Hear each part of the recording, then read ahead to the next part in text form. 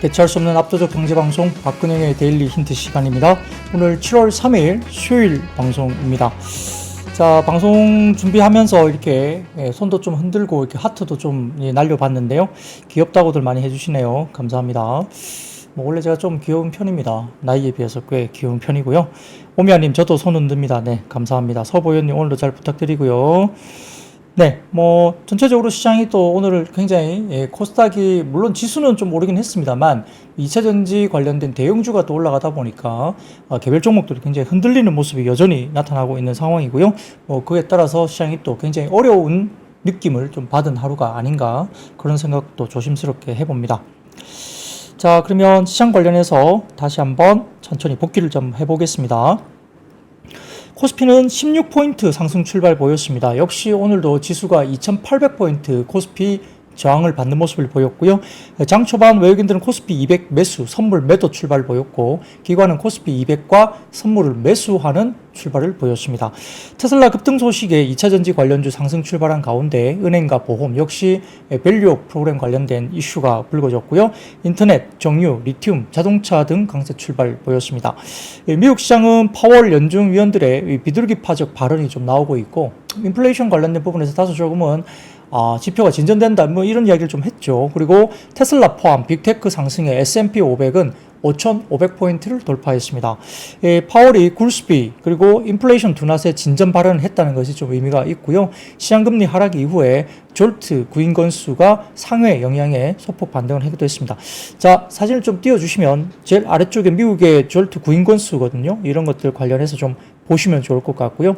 네. 구인 건수가 이제 생각보다 더 높게 나타난 거죠. 그러니까 일을 구하고자 하는 사람들이 더 많아진다는 겁니다. 자, 그런 것들도 긍정적인 흐름으로 볼 수도 있겠습니다. 자, 그래서 그 다음 표를 보여드리면 미국의 일자리 수 추이입니다. 일자리 수 추이인데요. 여기 오렌지 색깔로 보이는 게 채용 공고이고, 그 다음에 인디드, 링크업 이렇게 해서 쭉쭉 좀 빠지고 있는 모습이 보이죠. 하락적으로 좀 더 빠지면서 일자리 수도 채용 공고도 좀 줄어들고 있고, 그 다음에 실질적으로 이렇게 되면 인당, 내가 회사를 그만뒀을 때 인당 몇 개 정도의 직장을 바로 구할 수 있느냐. 그게 과거에 고점에 올라갔을 때는 인당 2.1개 정도까지 치솟았거든요. 근데 최근에는 이제 1.3개, 1.2개 이 정도까지 쭉 밀려 있습니다. 그래서 굉장히 조금은 좀 안정을 찾고 있다, 이렇게 볼 수 있겠고, 그러다 보니까 임금이나 이런 것들에 대해서 사실 좀 하락 안정이 되는 모습이 보이는 거죠. 일자리가, 내가 구할 수 있는 일자리가 굉장히 많다면 더 높은 임금을 요구할 수밖에 없잖아요. 내가 좋은 데 가려면 더 높은, 그러니까 개수가 많아지기 때문에 결국 좋은 데를 선택해서 갈 수 있고, 그래서 더 높은 임금을 요구할 수밖에 없죠. 근데 그 일자리 수가 적어지고 구인 건수가 많아지면 결국은 이제 일자리 수가 줄어드니까 내가 좀 더 높은 임금을 요구하기 좀 힘들어지고, 그런 부분들이 역시 인플레를 좀 잡는 그런 모습으로 볼 수도 있겠습니다. 자, 그래서 테슬라가 10.2% 급등하면서 2분기 차량 인도량이 좀 예상치보다 상회할 모습이 나왔다, 이런 모습도 바닥 찍고 반등하는 흐름도 보였고요. 양지수 동반 여러 가지 부분에서 신고가 경신을 하고 있었습니다. 미국 시장에서. 코스피는 외국인 선물 매도에도 기관 현선물 매수가 들어오고, 그리고 밸류업 내에서 금융주나 2차전지 관련 쌍끌이 상승하면서 시장은 플러스권으로 이렇게 마무리가 됐고요. 오전 기준으로 본다면 기관들이 현물을 1,700억 그리고 선물을 약 4,000계약 이상 순매수하면서 지수 상승을 이끌었습니다. 이 정책과 주주하는 기대감에 밸류업 관련된 금융주라든지 실적 기대감에 2차전지 업황 반등, 해상운임 이런 것들이 결국 2차전지 관련주라든지 해상운임 관련된 해운주라든지 이런 쪽에 실적 기대감으로 올라가는 종목들이 있었고요. 그 외에도 일부 지금 삼천당 제약이나 이렇게 일부 지금 비만 관련된 쪽도 여전히 오늘 모습을 좋게 나타나기도 했습니다. 밸류업 같은 경우는 전일 신한지주 자사주 소각보도 약 2조 원 정도를 소모할 것으로 보여서 상당히 긍정적이었고요. 2분기 분기 배당 주주와는 확대 기대도 여전히 오늘도 유지되는 모습이었고요. 하반기 정책 일정들이 좀 더 촘촘하게 또 나올 거기 때문에 하반기까지 밸류업 관련된 정부 정책의 발표가 있다는 점에서 좀 더 긍정적으로 여전히 접근 가능하다 볼 수 있습니다. 자, 그리고 2차전지 같은 경우는 캐점 우려에 연초 이후에 꾸준한 하락세를 보였지만은 일단 테슬라가 2분기 인도량 출하량 관련해서 굉장히 좀 높게 컨센 대비 높게 나왔기 때문에 이 영향에 밸류체인 전반에 저가 매수세가 또 들어왔다 볼 수 있겠고요. 해운 같은 경우는 SCFI가 3,714포인트, 전주 대비 6.9% 올라가면서 12주 연속 상승 중인 해상운임 때문에 굉장히 좋은 모습이고, 특히 현대글로비스가 이 해상운임도 좋지만 여전히 지배구조라든지 주주환원 이런 부분에서 상당히 주목을 받으면서 52주 신고가 재차 경신을 했습니다. 코스피는 개인 매도세의 한때, 오전 한때 2,774포인트까지 하락을 보였지만은 외국인 매수세로 전환하면서 재반등했고, 삼성전자도 수급이 아직 나쁘지 않고요. 5일 실적 발표를 앞두고 확인이 좀 필요한데 아직까지는 외국인들 수급이 긍정적인 모습입니다. 더군다나 장 후반에는 SK 하이닉스도 1% 반등을 주면서 시장을 좀 더 끌어올리는 모습을 보이기도 했고요. 코스닥은 가치주 수급 쏠림에 성장주 전반적으로 하락세를 좀 보였는데 HLB가 2차 전지 그리고 지수 하단 지지를 했다고 볼 수 있습니다. HLB는 7월 2일 FDA와 보안 미팅을 완료했다 뉴스를 내면서 FDA의 재심사 신청서 제출 공고 소식에 HLB 그룹주가 일제히 속동을 보였고요. 그 외에도 삼천당 제약 등의 급등세가 나왔습니다. 연이은 신작 출시로 최근에 게임 업종 관심이 조금 높아지는데 넥슨 게임즈의 신작 퍼스트 디펜던스 첫날 스팀 매출 1위에 강세를 보였다 볼 수 있고, 그 외에도 2차전지 소재주, 특히 테슬라 2분기 인도량 호조의 2차전지 소재주, 코스닥의 가장 시가총액이 큰 종목들이 에코프로 그룹주들이었기 때문에 역시 영향을 받았고요. NG 엔소리 폴란드 공장 배터리 라인을 ESS 라인 전환 계획 소식에 폴란드 관련된 이 부분에 대해서 ESS 관련된 종목들도 오늘 좋았다 볼 수 있습니다. 달러가 강세가 지속되면서 원달러 환율은 여전히 1390원대 여전히 유지가 됐고요.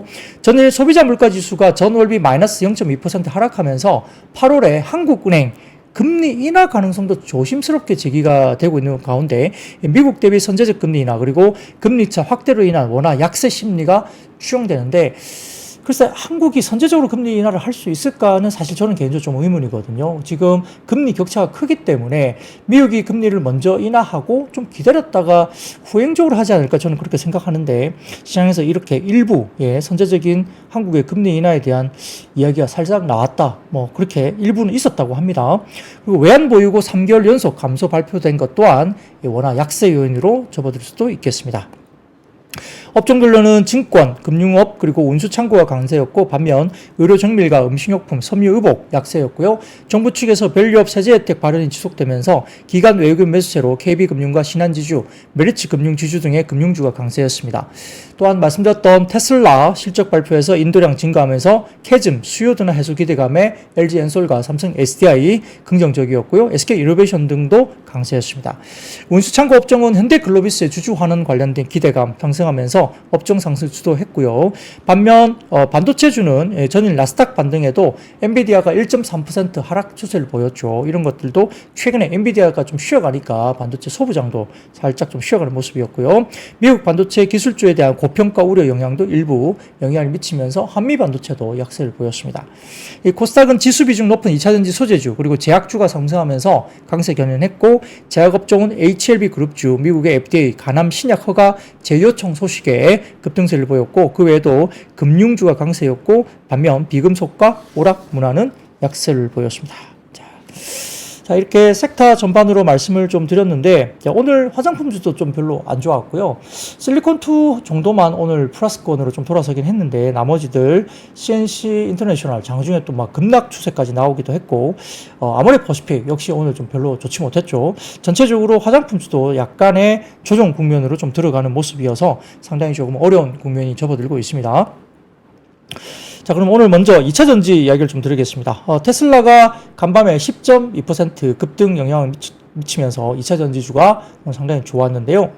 시장 예상치를 웃도는 2분기 차량 인도 실적을 공개하면서 급등 마감했죠. 그래서 테슬라의 2분기 4월에서 6월까지 인도량은 총 44만 3,956대로 시장 조사업체 팩트셋이 집계한 전문가 전망치인 43만 9천 대를 웃돌았고요. 1분기 38만 6,810대 대비로도 14.8% 정도 증가했습니다.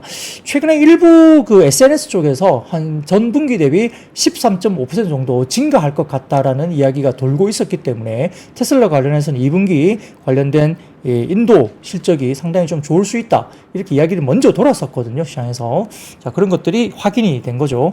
자, 표를 먼저 보여드리겠습니다. 테슬라 베이클 프로덕션 관련된 딜리버리스 관련된 이야기입니다. 이게 보시면은 이렇게 증가를 했다 볼 수 있겠고요. 상반기 판매량 기준으로 또 본다면 지금 91만 대를 돌파하면서 1위 자리를 위협해온 중국의 비아디 72만 6,153대를 앞지른 것으로 나타났기 때문에 여전히 테슬라가 반등을 줬다라고 볼 수도 있습니다. 자, 그래서 그 다음 표를 보여드리겠습니다. 테슬라의 분기별 인도량 2분기 기준인데요. 막대를 보시면 분기별 인도량이 보입니다. 지난 1분기가 워낙 안 좋았죠. 36만 6천 대 정도 수준이어서 확 떨어졌었는데요. 그걸 이제 극복하면서 2분기에 다시 상승 추세로 돌아섰다는 겁니다. 이 모건 스탠리는 이 부분에 대해서 2분기 예상 밖 인도량에 대해서 올해 유일하게 긍정적인 서프라이즈였다고 언급을 하면서 납품량이 증가하면서 재고량이 감소하고 있다는 점도 긍정적이라고 평가를 하기도 했습니다.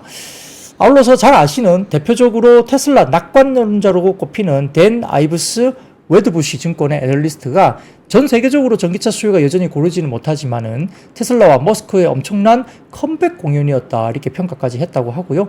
테슬라는 가격 인하에 따른 수익성을 보존하기 위해서 상당한 임원 감축 등의 비용 절감을 해왔고 이제 더 나은 날이 다가올 것 같다라고 평가를 했다고 합니다.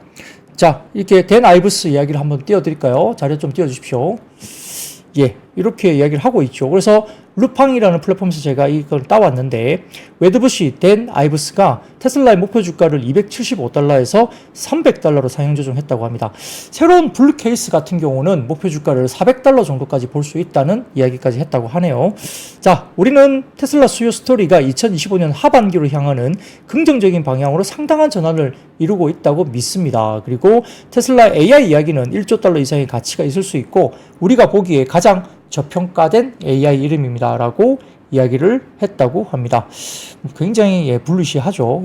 뭐 정말 그렇게 갈지 좀 지켜봐야 되겠죠. 자, 아울러서 2분기 사상 최고치를 기록한 우리 에너지 저장 부분이 굉장히 주목을 받았습니다. 자, 그 다음 표를 보여드리겠습니다. 테슬라의 스토리지 사업부, 메가팩과 파워월 관련된 에너지 사업부인데요.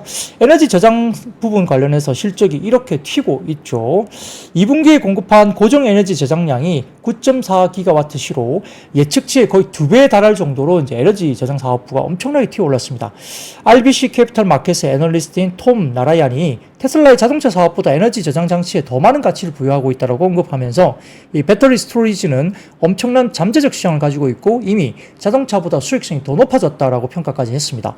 이 테슬라의 새로운 성장 동력인 에너지 저장 부분은 개인 가정용 파워월 그리고 배터리와 상업용 메가팩 배터리를 제조하고 있기 때문에 이 부분의 성장이 엄청나게 나타나고 있는 거죠. 이 부분을 잘 보셔야 될 것 같습니다. 자, 그래서 그 다음 표를 보여드리겠습니다. 그 다음 표를 보여드리면 참고로 에너지 그로스 마진이 25%에 육박한 이게 지난 1분기 정도 수준이죠. 자, 오른쪽에 보세요. 네모난 점선 박스를 보시면 작년 2분기부터 18%대까지 올라오면서 작년 3분기부터 20%대로 위로 올라왔죠. 그래서 지난 1분기에도 약 25%에 육박하는 OPM 에너지 그로스 마진이 나오고 있는 겁니다. 이렇게 보시면 좋을 것 같고요. 자, 그래서 에너지 연도별 2분기 실적은 22년 1분기가 1.13GWh, 그리고 23년 2분기가 3.65GWh, 그리고 24년 2분기가 9.4GWh, 거의 뭐 두세 배 정도 나오는 거죠. 1년 전 대비 258% 증가, 그리고 2년 전 대비로는 약 832% 증가를 하고 있습니다. 에너지 저장 장치, 이게 OPM 마진도 굉장히 높고 이렇게 급성장을 하고 있다는 점 잘 지켜보셔야 될 것 같습니다. 자, 그리고 현재 중국 상하이에서 테슬라의 FSD, 그러니까 완전 자율주행 도로주행 시험이 진행 중이면서 FSD가 결국 테슬라의 제2의 도약을 이룰 수 있다라는 기대감이 나오고 있는 거죠. 여기에 따라서 오늘 2차전지, 전기차, ESS 관련된 종목들, 그리고 자율주행 관련 종목까지도 상당히 좋은 모습을 보였다 볼 수 있겠고요.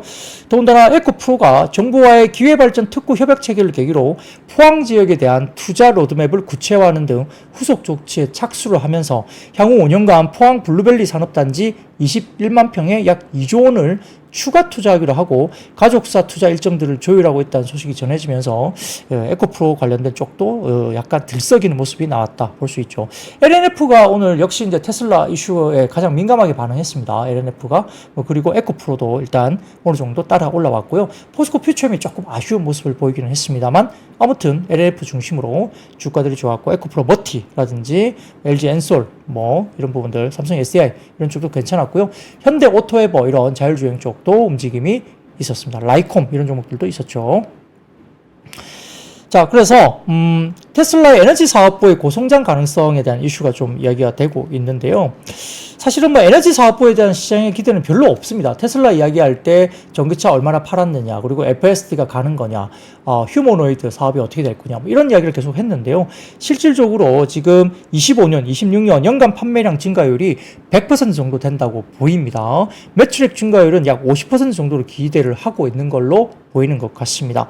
그래서 지금 현재 데이터 센터 수요발 미국의 전력 쇼티지, 전력 테마에 ESS가 추가되거나 혹은 실제 기대보다 높은 매출이 나오게 되는 상황이라면 에너지 사업부의 가치가 릴레이팅이 될 수 있다는 언급이 나오고 있는 상황이고요. 그래서 결국은 ESS, 그러니까 에너지 스토리지 시스템과 태양광 패널을 판매를 하는데 ESS는 산업용 메가팩과 가정용 파워로 나뉘고 결국은 그냥 메인이 메가팩으로 보면 될 걸로 보입니다. 여기에 따라서 메가팩이 왜 필요하냐? 결국은 신재생 에너지의 효율성에 대한 이슈가 있는데 뭐 태양광이나 풍력은 기후에 영향을 많이 받지만 역시 덜 생산될 때 ESS 저장을 할 수가 있죠. 그리고 전력망 안정화가 될 수도 있습니다. 전력 과수요가 발생할 때 저렴한 가격으로 에너지를 제공할 수 있다 이렇게 볼 수 있겠고요.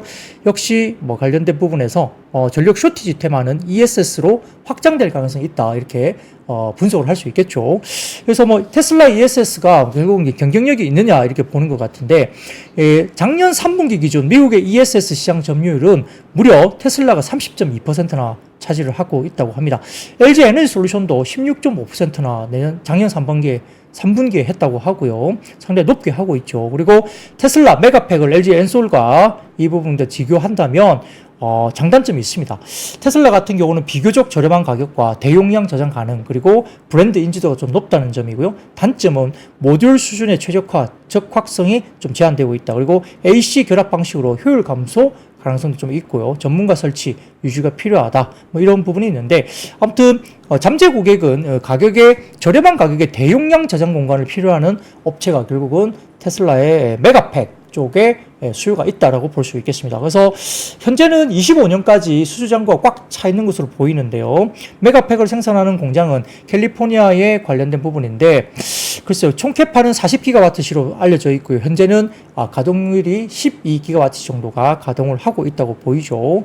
그래서 중국 상하이에 두 번째 메가팩 공장을 건설 예정이고 25년 1분기부터 가동을 시작한다고 보입니다. 그래서 23년 기준 에너지 사업부의 매출 비중이 7% 정도밖에 안 되는데 아마 이런 부분들이 보이고 있다면 상당히 매출 비중이 25년도까지 넘어가면 전체 사업부의 매출 비중이 20%대로 좀 올라오지 않을까. 그래서 에너지 저장 사업부가 테슬라 쪽의 새로운 성장 동력으로 릴레이팅 될 수 있는 분야로 될 수도 있다는 이야기를 하고도 있습니다. 국내도 이 관련해서 ESS 관련된 저장 장치 테마가 또 움직일 수도 있겠죠. 그 부분은 한번 우리가 아주 관심 가지고 이게 보시면 좋을 것 같습니다. 자, 그리고 루팡이라는 플랫폼에서 오늘 모건 스탠리가 테슬라에 대해서 올해 첫 긍정적인 서프라이즈다 이야기했던 거에 대해서 자료를 좀 올려주셨고요. 자, 그렇게 이야기를 좀 하고 있습니다. 자, 그리고 두 번째 엄블레라 리서치 쪽에서 아직까지는 중립을 유지 중인 골드만삭스의 테슬라 의견, TP가 $175입니다. 타겟 프라이스가 목표 주가가 $175 이야기를 하고 있고요. 지금 모건슬리 같은 경우는 지금 여러 가지 부분에서 2분기 인도량이 서프라이즈 했다 이렇게 이야기를 하고 있는 상황인데 아직까지는 골드만삭스는 테슬라에 대한 의견을 다소 좀 중립적으로 보고 있습니다. 그래서 이제 주요 논쟁은 다음과 같이 전환될 것으로 본다라고 모건슬리 이야기를 했는데 골드만삭스가 이야기를 했는데 차량 가격과 테슬라의 non-GAAP 자동차 총 마진입니다. 이 부분을 좀 볼 필요가 있다. 재고 수준 감소는 다른 모든 것이 동일하다는 점에서 향후에 가격 정책의 긍정적인 신호이긴 하지만 2분기 생산량 감소라든지 테슬라가 활용했던 0% 저금리 금융 인센티브 비용은 마진의 역풍이 될 가능성이 있다라고 이야기를 했다고 하네요. 자, 그리고 새로운 저가형 모델과 변종에 대한 전망과 시기인데 판매량 증가에 미치는 영향이 있을 수 있다고 보는 것 같습니다. 그래서 이 부분도 다 좀 주요 논쟁이 될 수 있다 이렇게 보는 것 같고요. 그리고 테슬라, 그리고 FSD, 다가오는 8월 8일 로보택시 이벤트 진행 상황에 대해서도 여러 가지 중요한 동인이 될 수 있다고 보는 것 같은데, 테슬라가 FSD L3 버전에 도달하려면 시간이 좀 더 걸릴 것이다 하고 좀 보수적으로 봤다고 합니다. 그리고 서비스나 에너지를 포함한 기타 부분의 성장도 이런 여러 가지 부분에서 시장 내 입지에 대한 긍정적인 견해가 전체 밸류에이션과 어려운 단기 시장 상황에 대해서 상쇄하면서 주식에 대해서 중립 등급을 아직은 유지한다라고 골드만삭스는 이야기를 한 것 같습니다. 다만 이제 강세론자인 이야기에 대해서 이야기가 되고 있는 부분도 있죠. 그래서 타겟 프라이스가 $310까지도 보고 있죠. 이런 부분도 좀 지켜볼 필요가 있겠죠. 모건 스탠리가 여전히 굉장히 긍정적으로 보고 있습니다. 자, 그런 것들 같이 한번 살펴보시면 좋을 것 같고요. 여기에 대해서 역시 그 메리츠 증권에서 2차 전지 관련주에 대해서 against all odds 이렇게 이야기를 했죠. 그래서 하반기 2차 전지 업계는 제2차 상승 사이클을 맞이하기 위한 준비 단계에 돌입했다고 메리츠 증권에서는 오늘 분석 보고서를 내기도 했습니다. 2차 전지 업황의 1차 핵심 지표인 리튬 이쪽에 바닥을 확인하고 있고, 양극재 기업들의 분기 평균 판매 단가는 이번 3분기에는 플러스 6% 정도, 그리고 이번 4분기에는 플러스 12%로 반등이 예상된다고 이야기를 하고 있습니다. EV 수요 정책 캐즘 구간에 진입하면서 기업들의 주가 실적 변동은 고객사별 출하 규모에 따라 차별화될 것으로 보는데, 미국 대선의 대외 변수 불확실성에 따라 리스크 관리 여전히 필요하고 단기 진통이 있을 수도 있겠지만은 성장의 추세는 바뀌지 않을 것을 전망한다고 메리츠 증권에서 긍정적인 의견을 냈고요.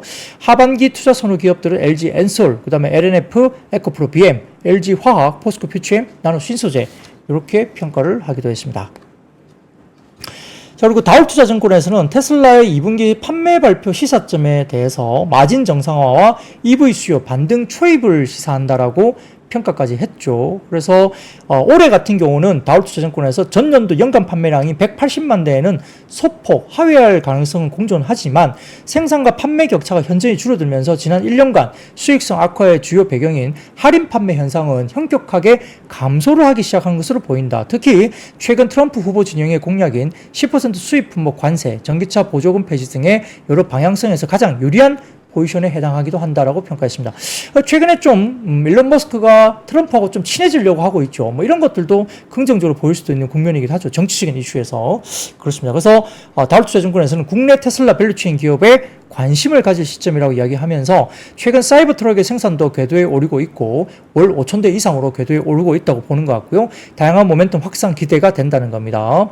이렇게 이야기가 되면서 대표적으로 LH 만도, 그리고 현대 위아, 서현 위아 등에 대한 관심이 필요하고 중장기적으로 미국의 현대 기아와 그리고 동반 진출한 중소형 부품사에 대해서 밸류에이션 프리미엄 확대를 기대할 수 있다라고 다울투자증권은 리포트를 했습니다.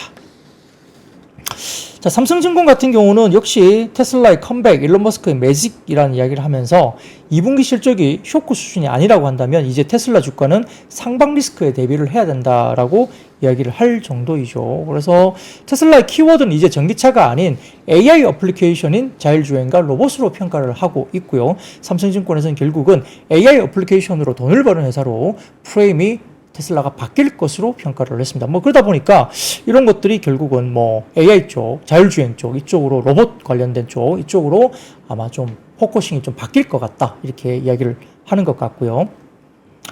자, 좋습니다. 자, 그래서 그 다음으로 보여드리면, 자, 탄산리튬 선물가인데요. 이 부분은, 자, 표를 좀 보여드릴게요. 예, 중국의 탄산리튬 선물 가격인데 아직까지는 제대로 된 반등은 아직 좀 안 나오고 있는 것 같아요. 근데 이게 바닥론이 될지 어떻게 될지 봐야 되겠지만 아직까지는 구체적으로 이렇게 리바운딩이 확 나오고 있지는 않습니다.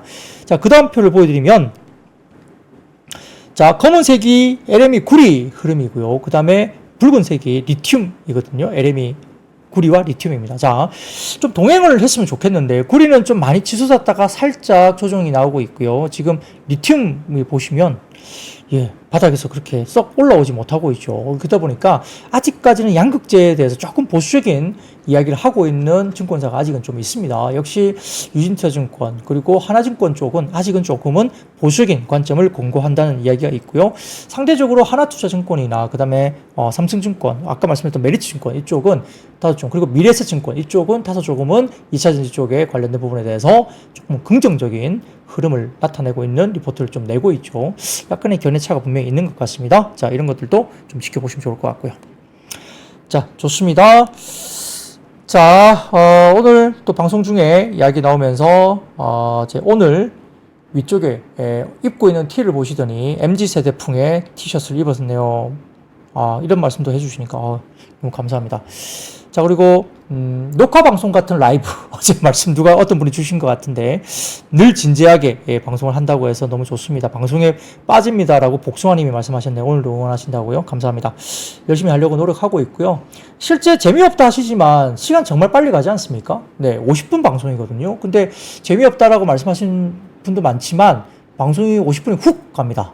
그러니까 정말 정신없이 가거든요. 그러니까 생각보다 재미없지 않아요. 예. 진지하고 많은 자료들이 있다 보니까 들을 게 많다는 거죠.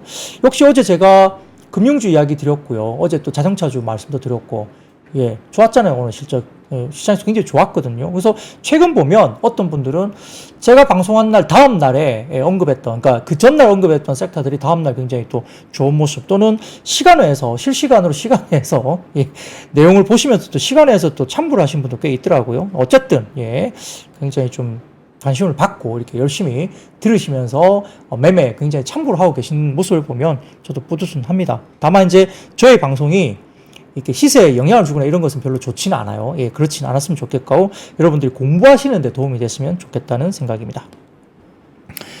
자, 그 다음 이슈입니다. 역시 어제 은행주 제가 말씀드렸죠. 오늘 은행주 또 올라갔죠. 그래서 어제 제가 NH투자증권 보고서 말씀을 드렸습니다. 최근에 큰 폭의 주가 상승에도 불구하고 현실적으로 단기 매매보다 장기 보유 목적의 투자 자산이긴 하지만 과거에 은행주는 이 금리 상승, 그리고 난 다음에 NIM 상승, 그 다음에 어떻게 되죠? 실적 개선, 그 다음에 주가 상승, 이런 패턴으로 갔는데 지금은 그러한 카테고리가 굉장히 느슨해지고 있다. 그래서 최근에 금리 상승도 좀 주춤할 수 있고, 그 다음에 NIM에 대한 부분들도 올라간다 말하기 좀 어렵지만 주가는 올라가고 있다. 이렇게 평가를 했고요. 역시 밸류 프로그램 관련된 이슈가 영향을 미치고 있다는 겁니다. 더군다나 이론적으로 산출한 은행주 가치가 시장가보다 매우 높게 형성되고 있는데 최근에 은행주의 현재 이론적 PBR은 1배에서 1.2배 정도 수준이지만 현재 실제 PBR은 0.35배에서 0.56배 정도 수준이다. 어제 제가 이 말씀을 드리면서 자료를 많이 보여드렸죠. 좀 궁금하신 분들은 어제 제 방송을 한번 보시면 이 은행주에 대한 자료들이 많이 나옵니다. 거기에 제가 도표라는 이런 것도 많이 보여드렸고요. 이렇게 PBR 기준에서 아직까지는 이론적 PBR 대비 현재 주가의 PBR이 아직은 낮기 때문에 시장가 할인율은 과거의 초저금리 구간이었던 2020년에서 21년도보다 축소되긴 했지만 지금 할인율은 60%대에 할한다 이야기입니다.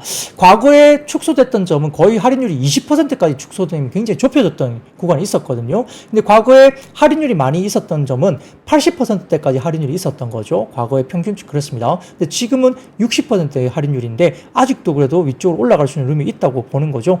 채권 관점에서도 아직 은행주가 NH투자증권 리포트에 따르면 상방 30% 정도의 추가적인 상승 여력이 있다라고 제 평가를 하기도 했습니다.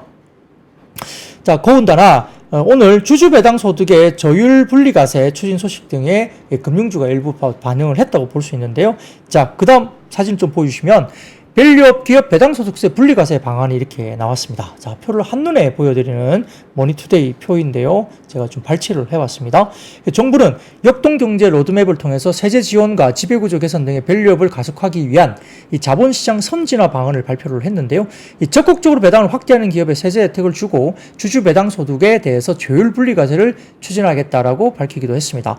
이 직전 3년 평균 주주환원 금액의 5% 이상을 배당이나 자사주 매입을 등에 쓴 기업들은 증가 금액의 5%에 대해서 법인세, 세액공제를 실시할 예정으로 알려졌고요. 해당 기업에 투자한 개인 주주는 증가한 배당 금액에 한해서 현재 14%인 세율을 9%로 낮추겠다는 방침을 밝혔습니다. 자, 이렇게 하면서 결국은 금융소득이 2천만 원을 넘는 금융소득 종합과세 대상자에 대해서는 최고 45%인 세율을 배당 증가 금액 분리과세를 도입해서 25%까지만 부과하겠다. 그리고 밸류업에 참가한 기업 중에 가업 상속 공제 대상은 전체 기존 중소 연매출 5천억 이하 중견기업에서 전체 중소 중견기업으로 확대하겠다고 보는 거죠. 가업 상속 공제 한도 역시 기존 600억에서 1,200억으로 올리고 상속세 최대주주 할증 폐지도 추진한다고 이야기되고 있고, 이 밖에 기존에 연 2천만 원, 200만 원이었던 ISA 납입과 비과세 한도를 각각 4천만 원과 500만 원으로 늘리고 금융투자 소득세 폐지를 내용도 포함했다, 이렇게 밝혔습니다.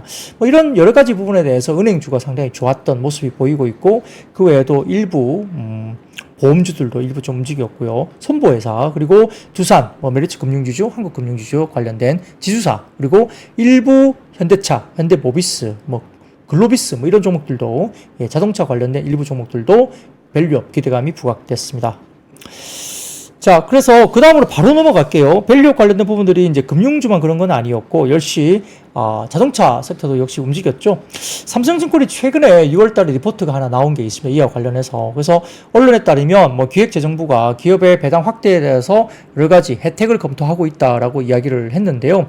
여기에 따라서 결국은 현대차 그룹이 주주환원 정책이 강화되고 있는 상황에서 역시 배당 분리과세 가능성은 현대차 우선주에 대한 관심을 높일 수가 있고, 대주주 지분율이 높은 기업의 배당 증가로 이어질 가능성이 높다라고 평가를 했습니다. 자, 여기에 따라서 현대차 그룹 내 수혜주로서 삼성증권에서 언급한 종목은 현대차 우선주, 그리고 보통주 대비 괴리율 축소 전망을 한다라는 코멘트를 했는데요.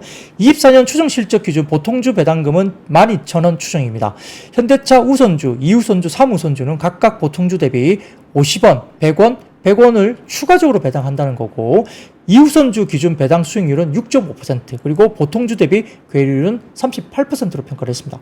자, 삼성전자 우선주의 경우에는 보통주 대비 괴리율이 20% 내외니까 지금 현대차 그룹이 훨씬 더 괴리율이 높다는 거죠. 현대차 우선주도 배당 증가와 분리과세 가능성으로 보통주 대비 괴리율이 축소될 전망이기 때문에 우선주를 보자는 거예요. 다만 그룹의 우선순위를 감안할 때 우선주에 대한 차등 자사주 매입 가능성은 조금 낮다고 평가는 했습니다. 여기에 따라서 대주주 지분이 높은 기업의 배당 증가 가능성을 언급을 하면서, 자, 그 가운데 대주주 지분이 높은 게 어디입니까? 역시 현대글로비스 20% 정도 수준이거든요. 그래서 현대글로비스가 굉장히 주목을 많이 받았고요.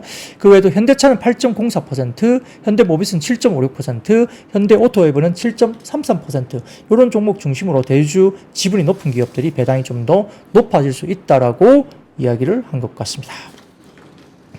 자동차가 많이 빠졌었거든요. 근데 어제도 제가 자동차 좀 많이 빠진 것은 다소 조금은 좀 봐야 된다, 오히려 긍정적으로 봐야 된다, 어제 언급을 한번 드렸었고, 삼성증권이었나요? 또 리포트 관련된 이슈를 좀 한번 말씀드렸는데 역시 일부 또 반등이 나오기도 했습니다, 오늘. 자, 그런 것도 이야기되는 것 같고요. 안지연님, 배당소 역시 나도 내고 싶다. 네, 그렇죠. 그만큼 이제 자산이 크다는 이야기잖아요. 네, 그런 것들도 개인적으로 그런 생각 하실 수 있습니다. 성공하셔서 또 이렇게 배당소득세 관련된 부분들을 고민하시기 바랍니다. 성공하셔서. 네, 좋습니다. 닥터 K, 역시 우리 형. 네, 감사합니다. 자, 그 다음입니다. 역시 오늘 반도체가 대부분 조금은 좀 좋지 못했죠. 하이닉스가 반등이 나왔고, 삼성전자 보합으로 끝났고요. 그 외에 한미반도 좀 빠졌고, 일부 좀 종목들이 중소형주들은 별로 좋지 못했습니다. 그래서 전반적으로 엔비디아가 1.3% 정도 빠졌는데요. 프랑스 경쟁 당국이 이 엔비디아가 시장 지배적 지위를 악용해서 시장 경쟁을 저해했다는 판단을 내리고 제재에 나설 것이다, 소식이 좀 알려졌다고 합니다. 외신에 따르면 엔비디아가 프랑스 정부로부터 반경쟁적 행위를 한 혐의로 기소될 전망으로 전해진다, 이렇게 외신 기사가 나왔고요.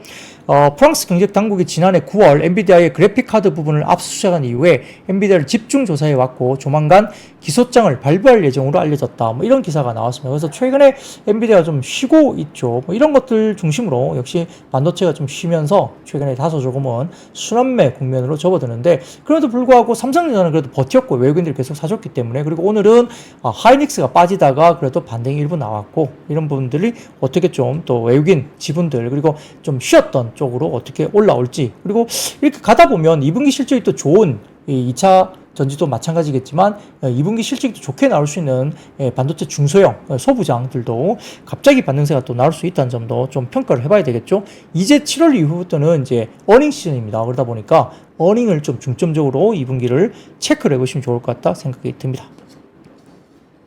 자, 흰둥둥님, 재미는 없지만 시간은 잘 가요. 네. 시간 잘 가는 게 재밌는 거예요. 네, 그렇습니다. 자, 그 다음입니다. 태양광 쪽이 오늘 좀 좋았는데요. 산업통상자원부가 최남호 2차관 주제로 재생에너지 정책 협의를 열고 3단 태양광 활성화 방안을 발표했습니다. 정부는 오늘 2030년까지 산업단지에 6기가와트 규모의 태양광을 보급할 계획으로 현재 전국 산단에는 태양광 2.1기가와트가 설치되어 있고 향후 기술적으로 12기가와트까지 추가로 보급이 가능할 것으로 본다는 겁니다. 또한 산업부는 우선 산단 태양광에 대한 입지 확보, 인허가, 설비 운영 등의 사업전 주기에 걸친 맞춤형 지원을 할 것으로 보이는 상황이고요. 특히 정부는 올해 천안, 대불, 울산, 포항 산단을 시범단지로 정해서 총 240메가와트 규모의 태양광 설치를 보급할 방침으로 알려졌습니다. 이 때문에 SDM, 대명에너지, 금양 그린파워, SK 이터닉스, 현대에너지솔루션 등의 태양광 관련된 종목들이 오늘 다 좀 반등이 나왔다 볼 수 있는데요. 자, 최근에 이제 트럼프 대통령 당선 가능성이 좀 높아진다는 언급 때문에 신재생, 태양광과 풍력이 좀 많이 빠졌었고, 그날 2차 전지는 또 올라왔습니다. 아마, 글쎄요, 일부 이슈가 좀 있었습니다. 테슬라 쪽에 일론 머스크가, 지금 바이든 대통령이 아니라 지금 트럼프 쪽과 약간 좀 이렇게 서로 화해하는, 좀 이렇게 친해지는 그런 모드로 가고 있다. 이런 이야기들이 좀 나오면서 그날은 좀 약간 변별력이 있게 2차 전지는 좀 올라왔던 모습이 있는데, 오늘 같은 경우는 테슬라 관련된 실적, 그리고 여러 가지 급등각, 이런 것들 때문에 2차 전지가 좀 좋긴 했죠. 그래서 다소 좀 많이 빠졌던 이 신재생 쪽이 오늘은 태양광 쪽이 그래도 국내 모멘텀을 가지고 주가들이 좀 올라왔다. 이렇게 평가를 할 수도 있겠습니다. 자, 그리고 6번째 이슈입니다. 6번째 이슈는 역시 이 화장품주가 항상 좋았다가 최근에 좀 조정을 많이 받고 있는데요. 오늘은 실리콘2 정도가 반등이 좀 나왔던 기억이 나고, 나머지들은 장중 급락세가 나타나기도 했죠. 그래서 단기 급등에 따른 약간의 순환매 이슈가 좀 있는 것 같고요. 아마존 K뷰티 컨퍼런스 이후에 다소 조금은 실리콘2도 약간 오해를 받으면서 주가들이 좀 많이 밀렸었는데, 약간의 다른 쪽으로 수급이 순환매가 돌다 보니까, 그리고 또 실적 시즌으로 갔을 때 일부에서는 이 7월달 되면서 2분기 실적 시즌이 들어오면 역시 대형주부터 수급이 들어간다는 거죠. 그러다 보니까 일부 많이 오른 중소형주를 좀 팔고 대형주를 사기 위한 수급이 이동이 좀 있는 것이 아니냐, 이런 분석도 좀 나오기도 했습니다만, 그런 과정에서 많이 올랐던 지금 화장품주가 조정을 꽤 받고 있죠. 자, 거기에 대해서 지금 하나증권에서 가장 열심인 이 파트가 하나증권입니다. 그러니까 화장품 섹터에 대해서 가장 열심이죠. 특히 한국투자증권도 마찬가지지만 지금은 하나증권이 가장 열심이신데, 관련 애널리스트가 이렇게 장중에 언급을 했습니다. 오늘 장중에 아모레퍼시픽 주가가 꽤 많이 빠졌는데요. 장중에 5, 6% 정도 이상 빠졌죠. 그래서 이 하나증권에서는 최근에 고점 5월 31일 대비 주가가 25% 이상 주가가 하락세를 장중에 보이기도 했다고 이야기를 하면서, 주가 하락 요인은 중국의 구조조정에 따른 2, 3분기 해외이익 추정치가 하락 추세일 수도 있다. 그리고 두 번째, 면세 부진이 영향을 받고 있다라고 아모레퍼시픽에 대해서 평가를 했습니다. 중국의 구조조정은 2, 3분기에 걸쳐서 나타날 예정인데, 방향은 명확하게 중국 슬림화 그리고 흑자법인 전환이 목적이라고 언급을 했고요. 중국 안정화와 함께 미국과 일본 등의 새로운 환경에서 비중국 쪽의 확장을 본격화하기 위한 과정으로 평가를 했습니다. 면세는 달공 하락이 지속되고 있지만은 인바운드를 통한 외형 성장이 견고해지고 있고요. 여기에 따라서 달공 영향이 낮아지고 있다 평가했습니다. 최근에 이 관련된 보따리상 이 부분들이 확실히 좀 매출 부분에서 영향력이 좀 떨어지고 있고요. 중국인들도 개별 관광객들 많이 들어오고 있기 때문에 개인들의 소비가 또 역시 매출 볼륨을 좀 높이고 있는 상황이죠.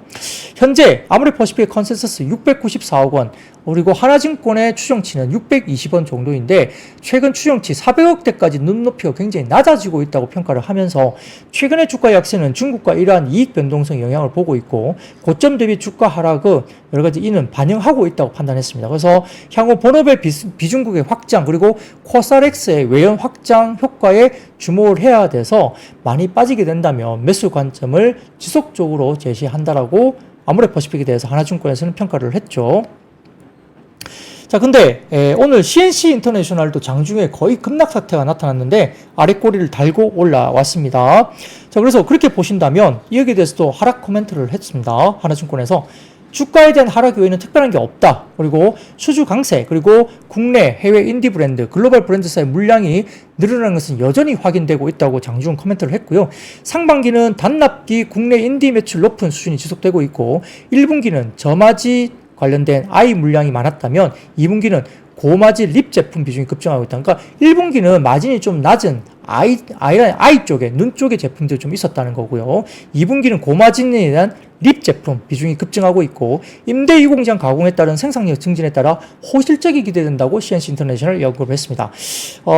여러 가지 저변도 확대되고 있고 중동의 유명 인디 브랜드 수주도 시작되면서 고객풀이 글로벌 확대 중에 있다고 평가까지 했고 하반기에는 대표 고객사인 미국의 인디 럭셔리 브랜드스까지 물량이 추가 확대되면서 매출과 이익 상향되는 구조가 CNC 인터내셔널은 확실히 나타날 것으로 언급까지 하면서 3분기는 임대 2공장 풀 반영하고 3분기 말은 증축 공장 가동이 본격화되면서 4분기 생산 능력의 추가 상승 효과가 나타날 것으로 보고 있기 때문에 역시 CNC 인터내셔널은 특별하게 나쁜 이슈가 없기 때문에 급락시에 매수 접근하자라고 평가까지 했습니다. 자, 그러면 어떨지 내일 봐야 되겠죠. 아래 거를 오늘 꽤 달았어요. CNC 인터. 그리고 실리콘2는 오늘 플러스 전환했죠. 이런 것들도 역시 좋아 보이고요.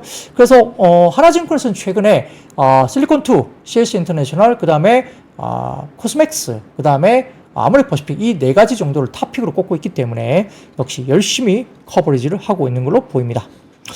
효과가 있을지 한번 지켜볼 필요가 있겠죠. 자, 그 다음 마지막입니다. 상반기 시멘트 출하량 15% 감소 소식 등의 시멘트와 그 다음에 레미콘 관련주가 하락세를 보였습니다. 한국시멘트협회가 올해 상반기 시멘트 수요가 전년 동기 대비 약 15% 감소한 것으로 잠정 집계했습니다. 올해 6월 들어서 20% 이상 감소하는 등 2분기 수요 하락폭이 더욱 확대되고 있죠. 당연히 이제 국내 주택 관련된 부분들도 상당히 위축되고 있기 때문에 당연히 그럴 수밖에 없겠죠.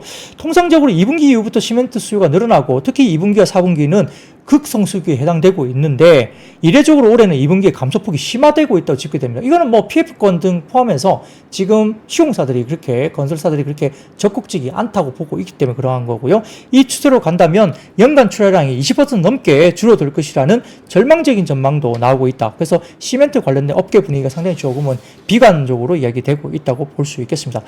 아마 급격한 수요 절벽이 결국 저성장의 장기 불안으로 이어질 수 있다고 우려가 하고 있기 때문에 이런 부분들도 역시 상당히 좀 어려운 부분이다 이야기되고 있는 상황입니다.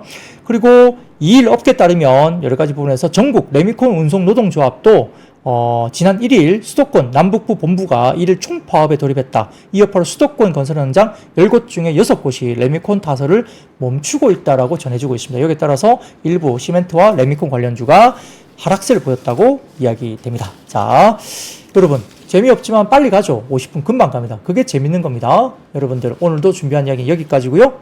내일도 웃으면서 찾아뵙겠습니다. 여러분, I see you. 박근영, 이선영, 사경인, 염승환 투자 마스터들의 세심한 케어로 건강한 투자 습관을 만드세요.